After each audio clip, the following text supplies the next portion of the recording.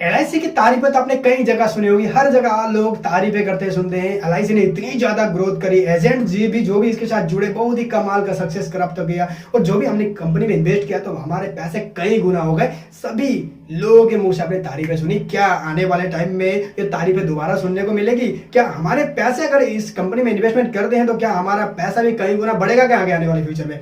सब कुछ जानेंगे, कैसे स्टडी करेंगे, पूरी तरह से डिटेल में जानेंगे। आइए चलते हैं हमारे नेक्स्ट सेशन की। अगर हम हिस्ट्री की बात करते हैं तो यहाँ पे एलआईसी के 2 लाख से भी ज्यादा एम्प्लॉय हैं।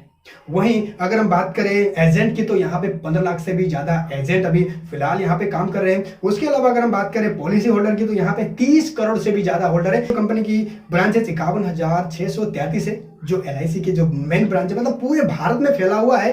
कहीं पे भी आपने एक जगह भी नहीं सुना होगा, ऐसा नहीं है, जगह नहीं है कि जहां पे एलआईसी के ब्रांचेस ना हो। और एलआईसी के एजेंट भी पूरी तरह से भरे फैले पड़े। यानी कि जब स्टार्टिंग में कंपनी आई थी ना, 1956 में स्टार्टिंग में आई थी कंपनी, तो उसमें छोटे मोटे जो ब्रांचेस, छोटे मोटे जो कंपनी हुआ करते थे प्रीमियम बनाने भरने वाले, तो उन सभी कंपनी को मर्ज कर दिया गया। छोटे मोटे कंपनी को मर्ज करके एक कंपनी बनाया गया जिसका नाम रखा गया एलआईसी। यस, एलआईसी कंपनी बनाने के बाद उसमें गवर्नमेंट का ज्यादा से ज्यादा शेयर रहा, तो वहां पे गवर्नमेंट के अधिकार में रहा। इस वजह से कंपनी के ऊपर सभी लोगों का ट्रस्ट है कि एलआईसी में भरेंगे तो हमारा पैसा सुरक्षित है, और ग्रोइंग लेवल भी शानदार। तो यहाँ पे अगर हम दूसरे नंबर पे जो एलआईसी की बात, दूसरे नंबर पे इंश्योरेंस प्रीमियम बेचने वाली कंपनी है वो एसबीआई है। उसकी अगर हम बात करें ब्रांचेस की तो यहाँ पे 38,000 से भी ज्यादा ब्रांचेस यहाँ पे देखने को मिलता है। सबसे बड़ा क्वेश्चन हमारे पास ये आता है कि अगर हम इस एलआईसी में पैसे भर दे तो हमारा पैसा कहाँ पर जाता है, कंपनी क्या करता है? तो सबसे बड़ी कंपनी की बात करें तो नंबर 1 में करता क्या है? नंबर 1 में केंद्र सरकार की सिक्योरिटी के ऊपर पैसा देता है, और राज्य सरकार की सिक्योरिटी के ऊपर अगर जो पैसा बच जाता है उसके बाद तो वो बॉन्ड में लगा देता है, बॉन्ड में लगाता है। उसके बाद जो पैसे बचते हैं वो इक्विटी में लगाता है या स्टॉक मार्केट में या म्यूचुअल फंड में पैसा लगाता है। यानी कि कहने का मतलब ये है कि गवर्नमेंट सेक्टर में पैसे गए तो इसका मतलब उसका पैसा बिल्कुल सुरक्षित है। यानी कि आपको पैसे से डरने की जरूरत नहीं, आपका पैसा नहीं डूबेगा। 64% का मार्केट शेयर एलआईसी का है, वहीं एसबीआई का 7.8%, लगभग 8% है। तो यानी कि 8 गुना ज्यादा बड़ा है। तो लोगों के माइंड में एक क्वेश्चन आता है, इतनी बड़ी कंपनी है तो ग्रोइंग लेवल भी अच्छी खासी होगी, आगे मार्केट भी शानदार करेगा, इन्वेस्टमेंट करना चाहिए या नहीं करना चाहिए, ये क्वेश्चन आपके मन में बिल्कुल आता है। और अगर हम एचडीएफसी की बात करें तो यहाँ पे 7.6% के साथ यहाँ पे मार्केट शेयर है उसकी, और मैक्स लाइफ की बात करें तो यहाँ पे 3.4% की मार्केट शेयर है। बजाज की बात करें तो वहाँ पे 2.1 की मार्केट शेयर है। अगर कोई व्यक्ति प्रीमियम भरता है, अगर कोई व्यक्ति इस कंपनी में प्रीमियम भरता है तो उसको 30 से 35% उस एजेंट को मिल जाता है। यानी कि अगर 1 लाख का कोई प्रीमियम भरता है, होल्डर मिलता है 1 लाख का, तो वो एजेंट को 30 से 35,000 उसको मिल जाता है ऑन द हैंड स्टार्टिंग में ही। उसके बाद जब जब वो प्रीमियम भरेगा, ईयरली भरे, मंथली भरे, तो उसको 5% हर महीने उसको या ईयरली उसको कमीशन मिलता रहेगा। ये होती है प्रीमियम की शानदार क्वालिटी जो एलआईसी के द्वारा होता है। अब हम बात करते हैं एलआईसी के फ्यूचर के बारे में, क्या इसके ऊपर हमें इन्वेस्ट करना चाहिए, नहीं करना चाहिए, रीजन के साथ बताएंगे। इसकी मार्केट शेयर पूरी तरह से गिर रहा है। जैसे 2014 में इसकी 72% की मार्केट शेयर रहा करता था, वहीं गिर के अभी 2022 में इसकी मार्केट शेयर रही है 64% की। तो आगे आने वाले टाइम में क्या इसका मार्केट शेयर और गिरेगा, नहीं गिरेगा? मुझे लगता है और गिरेगा और नीचे जाएगा। तो यहाँ पे आपको सोचने वाली बात है। वहीं अगर हम बात करें और इतिहास की तो यहाँ पे बीएसएनएल पहले रहा करता था, उसकी छत्र रहा करता था, जैसे ही प्राइवेट किया गया, जैसे उसके बाद यहाँ पे बीएसएनएल पिछड़ गया।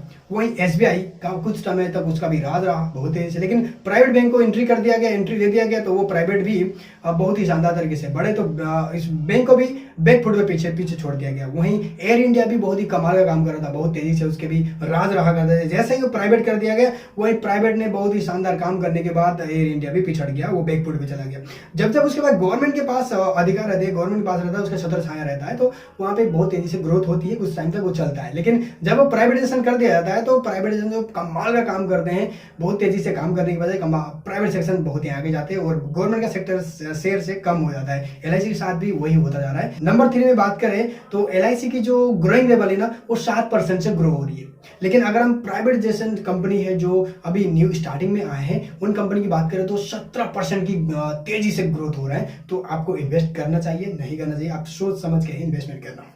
अगर हम तीसरे रीजन की बात करें तो लो डिजिटल प्रेजेंट, मतलब यहाँ पे जो LIC है ना वो डिजिटली पूरी तरह से काम नहीं कर रही है। थोड़ा बहुत उसके पास वेबसाइट भी है, उसके बाद एप्लीकेशंस भी है और प्रीमियम भी भर जाती है, लेकिन इतनी तेजी से वो काम नहीं करी, इतनी फोकस तरीके से काम नहीं करी। लेकिन वहीं दूसरी कंपनी की बात करें तो बहुत तेजी से काम करे। अभी जमाना है डिजिटली, अगर आप कुछ भी प्रोडक्ट खरीदते हैं, बेचते हैं तो आप ऑनलाइन ही शॉपिंग करते हैं, ऑनलाइन ही सब कुछ आप प्रीमियम भरते हैं, ऑनलाइन भरते हैं, बैंक पे फोन पे करते हैं, कुछ भी करते हैं तो आप बस सारा का सारा काम डिजिटली करते हैं। तो यानी कि सारा डिजिटली काम हो रहा है, लेकिन LIC उसके ऊपर फोकस नहीं दे रहा है। क्यों नहीं दे रहा, आपको थोड़ा सा बताता हूँ। अगर LIC के जो एजेंट है अगर ऑनलाइन जाने लग गए तो उनका कमीशन कटने लगेगा। कमीशन काटना नहीं, वो नहीं चाहता कि अगर 93% जो लोग हैं ना एजेंट है वो ऑफलाइन के द्वारा गली गली में गांव गांव में जाकर लोगों को प्रीमियम भर के ऑफलाइन तरीके से उन्होंने इन्वेस्टमेंट किया था। तो वहीं पे अगर उनका ऑनलाइन कर दिया जाता तो कमीशन कटता है, इस वजह से ऑनलाइन करना नहीं चाहता। और क्योंकि वो गुस्सा हो जाएंगे, अगर वो नाराज हो जाएंगे तो उसका LIC का शेयर ऑटोमेटिकली बाद ही और तेजी से गिरेगा। और डिजिटल नहीं जाएगा तो दूसरे जो प्राइवेट कंपनी है वो उसको पीछा कर देंगे। तो इस वजह से इन्वेस्टमेंट करना या नहीं करना आपके ऊपर है, सोच समझ के करना। वही दूसरे जो कंपनी है वो पूरी तरह से ऑनलाइन है, कोई टेंशन नहीं, ऑनलाइन तरीके से काम कर रहे हैं। और चौथा रीजन हो रहा है लो मार्जिन। जो LIC है वो लो मार्जिन पे काम कर रही है, यानी कि जो पहले जो प्रीमियम बेचा गया ना गली गली में जाके गांव गांव में पूरे भारत में फैलाया गया, वो इन्वेस्टमेंट के ऊपर काम किया। क्योंकि दो तरह के प्रोडक्ट होते हैं, एक होता है लंप प्रोडक्ट, एक होता है इन्वेस्टमेंट प्रोडक्ट। LIC में इन्वेस्टमेंट ज़्यादा किया। लंप प्रोडक्ट वो होता है जिसमें अगर आपने 2 लाख का प्रीमियम भरा तो आपको अगर आपका बाई चांस एक्सीडेंट हो जाता है, कुछ हो जाता है तो आपको 2 लाख मिल जाते हैं, 5 लाख मिल जाते हैं, हेल्थ इंश्योरेंस हो जाता है, लाइफ इंश्योरेंस हो जाता है। लेकिन LIC में ऐसा नहीं हुआ। LIC में बहुत कम रेट में लंप इंश्योरेंस बेचा गया और इन्वेस्टमेंट इंश्योरेंस बहुत ज्यादा बेचा गया। तो यहाँ पे मार्जिन कम है और कमीशन बहुत ज्यादा देना पड़ता है। आपको मैंने बता दिया, कमीशन उसको 35 से 40% उसको कमीशन देना पड़ता है LIC को उस एजेंट के थ्रू। लेकिन जो प्राइवेट कंपनी है उसको कमीशन से कोई लेना देना नहीं है, क्योंकि ऑनलाइन सारा काम हो रहा है तो बहुत कम कमीशन में या बहुत कम खर्चे में ही उसका काम निपटाया जाता है। और ब्रांचेस के खर्चे भी उसके पास नहीं है, क्योंकि ब्रांचेस ज्यादा नहीं है तो उसके मेंटेनेंस खर्चा, बिजली चार्ज, कोई भी चीज बिल पेमेंट करना, एम्प्लॉय के पैसे देना, उतना ज्यादा भी उसके खर्चे नहीं है। लेकिन LIC के पास बहुत ज्यादा खर्चे हैं, कम कमाई कम है।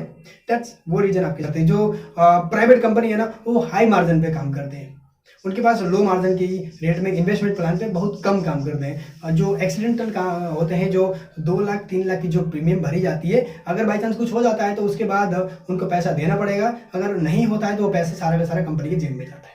दैट्स उनको लो मार्जिन पे छोड़ के हाई मार्जिन पे काम कैसे होता है उसके ऊपर वो काम करते हैं।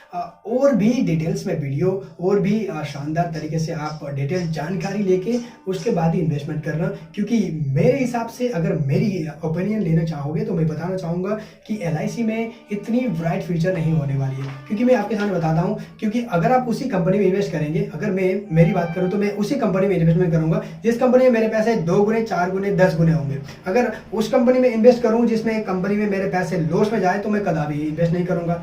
क्या आपको लगता है कि जो LIC का फ्यूचर है बहुत ही ब्राइट होने वाला है? क्या आगे आने वाले टाइम में क्या इसका पैसा 10 गुना करके देगा? क्या आपको 5 गुना भी करके देगा? 2 गुना भी देगा? नहीं देगा। क्योंकि आपका पैसा हो सकता है थोड़ा सा 1000 रुपये से 1200 में पहुंच जाए, 1200 से 1500 में पहुंच जाए, 200-400, 1000, 2000, 1 लाख, 2 लाख तो आप कमा लेंगे शॉर्ट टर्म में। लॉन्ग टर्म में तो ये चांस नहीं है। लेकिन अगर आप इसमें इन्वेस्टमेंट करते हैं तो पूरी डिटेल आपको बता दिया गया है, उसको सोच समझ के ही अगर आपको इंटरेस्टेड है तभी इन्वेस्टमेंट करना। लेकिन लॉन्ग टर्म के लिए आप सोच समझ के करना। शॉर्ट टर्म में आप थोड़ा बहुत पैसा कमा सकते हैं, लेकिन लॉन्ग टर्म में तो चांस नहीं है। अगर ये कंपनी में आगे जाना है, अगर ग्रोइंग लेवल पे अगर जाती है, अगर ये ऑनलाइन डिजिटली काम करना स्टार्ट कर देती है तो हो सकता है ये ग्रोइंग लेवल पे जाए और आगे फ्यूचर ब्राइट हो। लेकिन जब ये ऑफलाइन में ही काम करने की राजी है, क्योंकि उसकी सारा का सारा मार्केट ऑफलाइन में ही होती है, एजेंट ऑफलाइन है, तो उसको चांस नहीं है कि अभी फिलहाल के लिए वो ऑनलाइन जाए। ऑनलाइन जाती है तो उसका नुकसान है, तो इसलिए ऑनलाइन अभी फिलहाल नहीं जाएगी। अगर ऑनलाइन नहीं जाएगी तो दूसरे कंपटीटर आएगा, उसको हरा देंगे। तो दूसरे कंपटीटर में अगर आप इन्वेस्टमेंट करते हैं तो वो बेटर मुझे लगता है। देखिए, आप सोच समझ के इन्वेस्टमेंट करना। और ओपिनियन राय बताने से पहले आपके सामने एक क्वेश्चन जरूर पूछना चाहूँगा, क्या आप LIC में इन्वेस्टमेंट करने वाले हो? कमेंट करके जरूर बताना। Thank you very much.